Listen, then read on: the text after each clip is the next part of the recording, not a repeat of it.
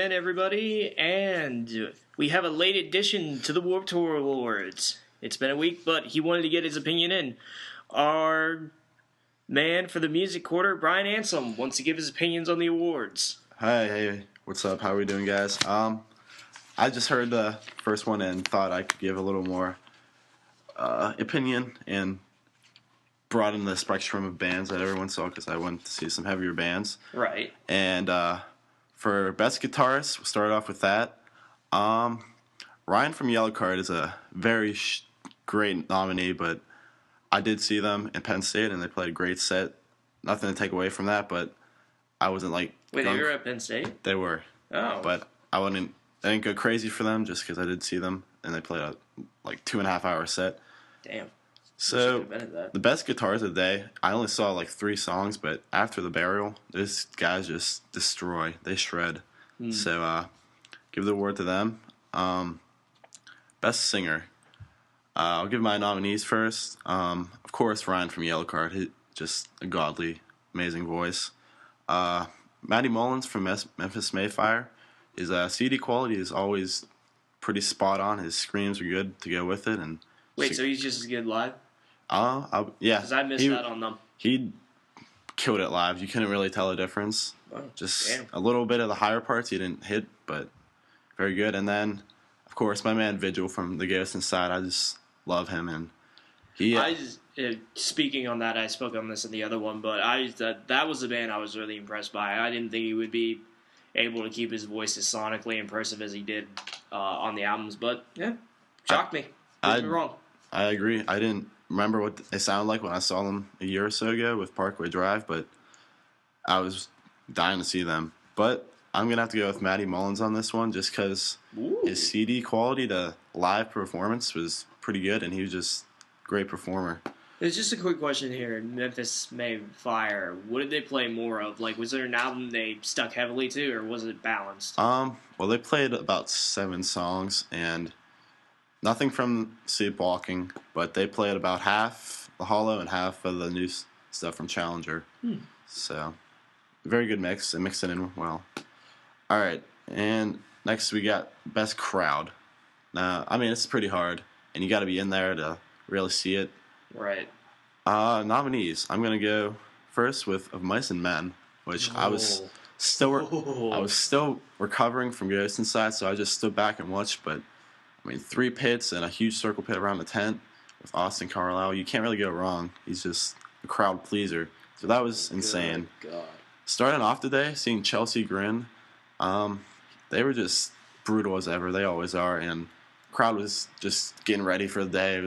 It was still fun. It was crazy. See, they're one of those bands, for me, personally, they're just a breakdown-oriented band. I'm sure, they're a band that, I look at them and I know their crowds are going to be insane because it's all just breakdown after breakdown after breakdown, and it's just going to cause a huge pit. But I digress. Move on. All right, and the final nominee is Motionless in White, which everyone from Pittsburgh pretty much goes crazy for. And, you can't go wrong. Chris Motionless and the rest of the gang. Who came out in a full-on suit in 90 degrees, ladies and gentlemen. A full-out suit. Indeed. And the award goes to Motionless in White just because Chris is just a ridiculously great singer. He's a good crowd pleaser. He gets intense. He gets into it. And it was just outrageous. I was in the pits. I was up front. People were jumping the whole time, just fist flying, mosh pits. It was great. Yeah, I do not judge you for that opinion because I was walking by when Erin was getting painted, and that tent was right next to the Monster tent. So when she's getting painted, I looked over and I saw Chris run out in a suit, and I was like, okay. Let's see what he does. And then Abigail started playing, and that is the most I've ever seen a crowd move all day. I was glad I was in the back because just looking at it, I was like, if I was in there right now, I'd be getting punched to oblivion. All right. And the next award I'm going to go for is Biggest Surprise of the Day. And not much going there just because a lot of the bands that I saw I've already seen, so not expecting anything big.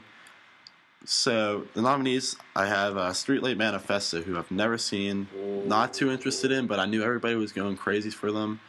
My good friends Sean, Madigan, and Leahy, of course, love them. So yes, sir. I was iffy. And Man Overboard, who I was very set on seeing. Oh, I did hear a little bit of their set as well from the Monster Truck. They sounded great. The only chill band I saw all day, and I was wondering how they would do, and they did really well. But the biggest surprise goes to Streetlight.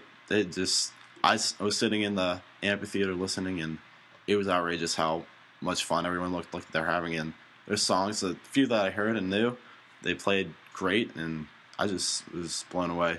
So, yeah, definitely. You know, it is interesting that you bring a Man Overboard as a chill band. This was kind of the year of I saw more chill bands than I did metal bands. That's the first I had for Warped. I didn't bring that up on the first one, but I know I heard a little bit of Man Overboard. I saw a little bit of Transit, which I was really happy about.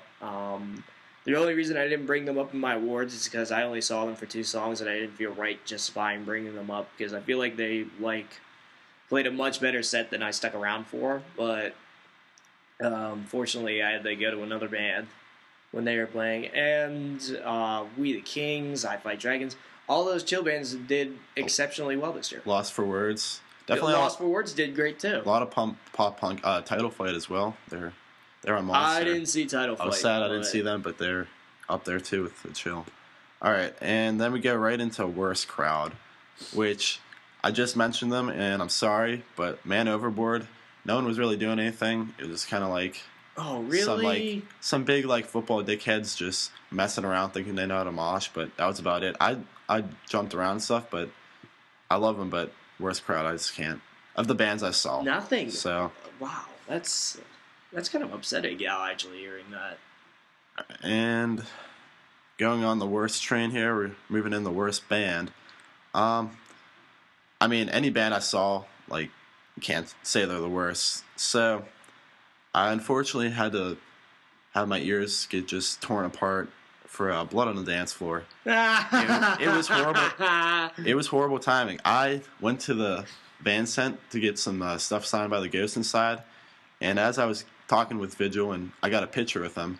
Oh no! He was standing there, and thank God they were leaving too. But he's like, "Oh, dude, I'm about to go watch this monstrosity." I just laughed. I'm like, oh, "You're the man." But yeah, Blood on the Dance Floor, you guys suck. I don't know why you're on Warped Tour and bring the crowd of weird people that you do, but yeah, you're the worst. Do you hear that, Mango? It was a straight sweep for worst band of the day. Yeah, no doubt. Straight sweep. And the best band of the day. We're wrapping up here with the last award.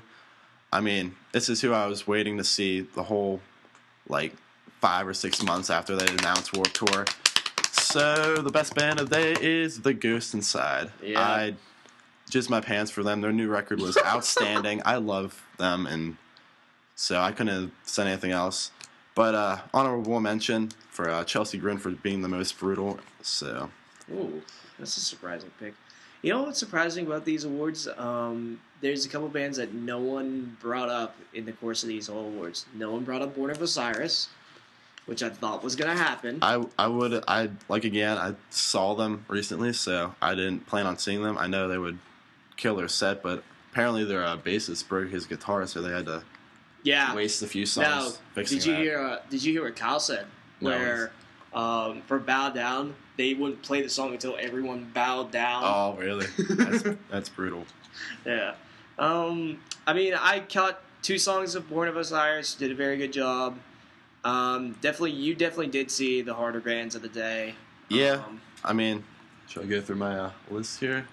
I mean, you heard Chelsea Grin, Man Overboard. I saw a few songs of For You Were Strong, Miss May I, a few songs, then Motionless in White, Ghost Inside, of Mice and Men. I caught all their sets. Streetlight, saw some of them. All of Memphis, Mayfire, and Yellow Card.